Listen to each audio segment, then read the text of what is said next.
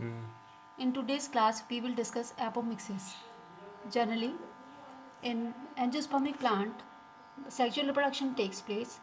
In sexual reproduction, male and female gamete combine and they form the zygote. The zygote is the sporophytic stage and the gamete is the gametophytic stage.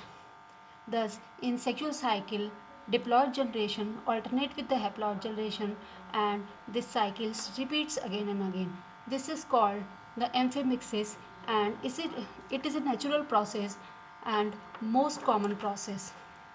In some angiospermic plant, there is another process takes place that is called apomixis. Apomixis is the process in which the sexual reproduction is completely replaced by the asexual reproduction. In this type of asexual reproduction, seeds are formed by the asexual process.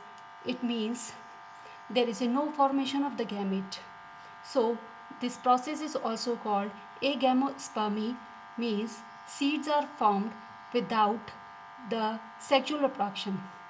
The agamospermy is of two types. First is gametophytic apomixis and the second is sporophytic apomixis. In gametophytic apomixis, the embryo sac has the same number of the chromosome as the mother cell because meiosis was not complete and generally it is held up due to some reasons. It generally arises either from an archisporial cells or from some other cells of the nucleus. Archisporial cells are those cells which can form the embryo sac but they uh, cannot divide by meiotic division into the gametophytic apomixis. चलो. If the embryo sac is arises from the archisporium, then it is called diplospory. And if the embryo sac arises from the some other cell of the archisporium of the nucleus, that is called apospory.